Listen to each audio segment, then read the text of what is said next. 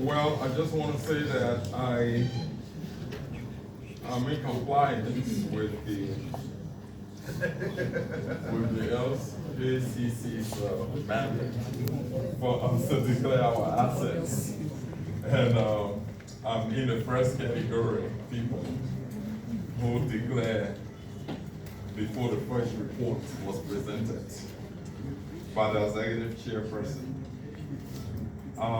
Honorable Acting Minister Tapa and my dear colleague, Honorable Sandra, and the entire media team, I want to express our gratitude to you for the opportunity that you continue to provide to us to use this historic platform to always keep the Liberian people informed about ongoing reforms at the Civil Service Agency of our country. This is very helpful in ensuring that our people are informed every step of the way of each reform initiative. I also want to recognize the presence of the Director General of the Cabinet. Earlier I saw Councillor Bushman here, the President's lawyer.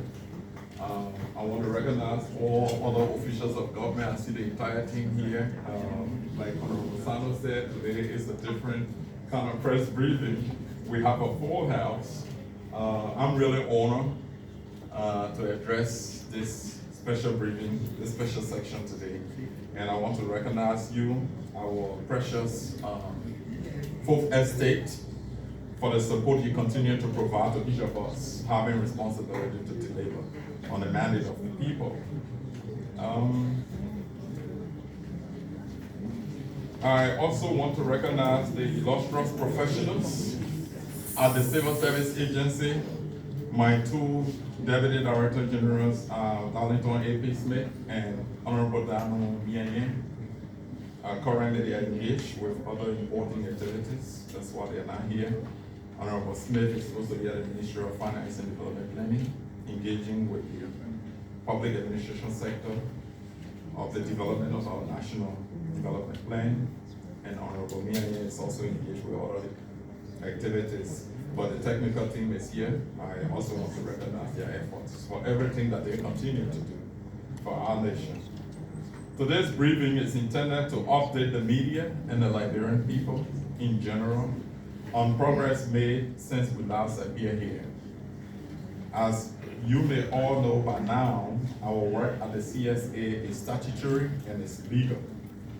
We are the Government of Liberia's entity responsible for managing the human resources, service delivery, effectiveness, and efficiency of the civil service, which entails planning human capacity needs, recruitment and selection, training and development, performance management, and career development of civil servants. Additionally, the CSA provides policy advice to the Government of Liberia in key areas of public service, including organization, staffing, pay and benefits, pension, conditions of service, and human resources development. Ultimately, the CSA ensures that the Liberian civil service is competent, professional, and motivated, and that it meets the workforce needs of the government and delivers quality and efficient services to our nation. This mandate is not prescriptive, but also instructive, and we intend to fully execute it. In this respect, we will report on the following areas for today's briefing. Mobile money transaction discrepancies on the national payroll, blocking and suspension of 6,387 unverified individuals on the national payroll as recommended by the General Auditing Commission, blocking of 146 unverified employees of the Central Administration of the House of Representatives, and an update on the 2024 retirement and pension scheme. Ladies and gentlemen of the press, fellow Liberians, it saddens us to report that the CSA in its ongoing GOL payroll sanitization exercise has uncovered alarming discrepancies. There are individuals who have been trusted to do right by their conscience and country, but chose to deliberately defraud the nation. I know I have had several unpleasant days, weeks, and months, knowing how some of our compatriots have consistently plotted to exploit and deprive Liberians of basic social services that the state should provide through rightful use of your taxes, but that they have flaunted the same in our very eyes. The government of Liberia, cognizant of the challenges employees in rural areas face in accessing banking facilities and the costs associated with traveling to areas to access banks, roll out salary payments using mobile money transfer through Lone Star and Orange GSM companies. As part of our responsibilities to ensure that the GOL has a credible payroll, we reached out to the Attorney General to pray the Monrovia City Court for a writ of subpoena justice take-up to the two GSM companies to produce transaction histories of all salaries paid to GOL employees using their platforms. We are happy to report that the two companies are cooperating with us. Notably, Lone Star Cell MTN provided several months of payment transactions to the CSA. We have been assured by Orange through the Monrovia City Court that we will receive statements of recent transactions. For this briefing, my team decided to run an analysis of just July 2024. Here are the findings from the analysis. A total of 4,738 transactions were done both in Liberian dollar and United States dollar currencies. Of this amount, we were able to verify that only 3,884 transactions matched employees' names that were on the payroll and whose names also matched the names associated with the Lone Star MTN numbers. 166 individuals got paid part of their salaries in Liberian dollar via mobile money and the US dollar component through the banks. In other words, these employees were able to access their US dollar salaries at banks, but could not access the Liberian dollar component through the very banks.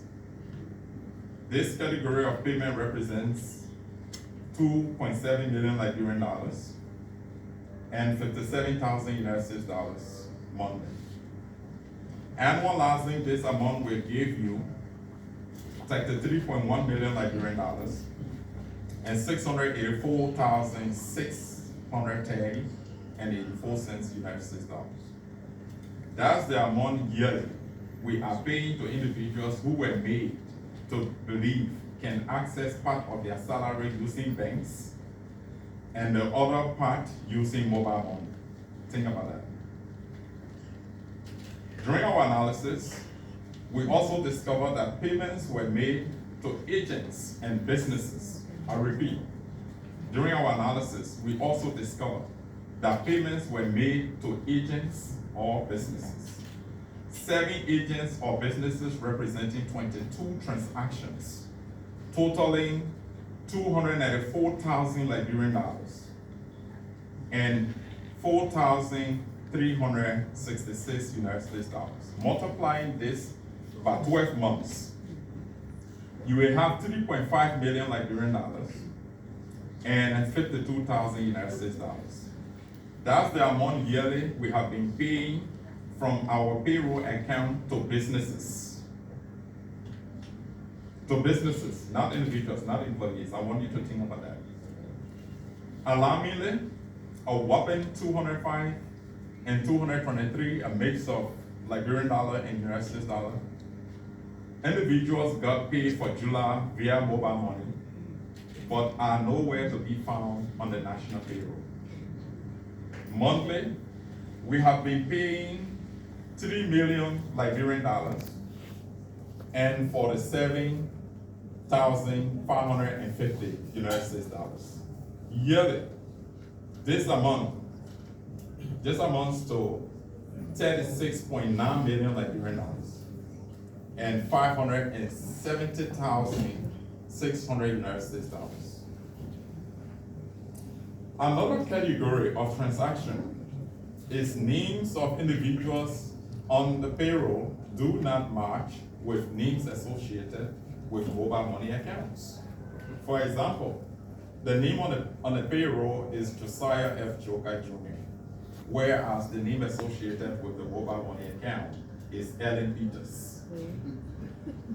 I'm sorry if anyone here or their family members has that name, Ellen Peters, but I'm sure you get a point.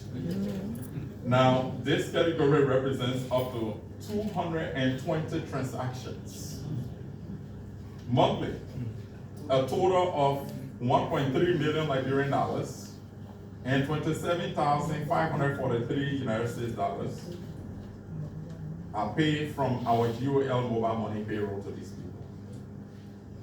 Multiply that by 12 months, a total of 15.7 million Liberian dollars and 330,516 United States dollars are being paid just in this category.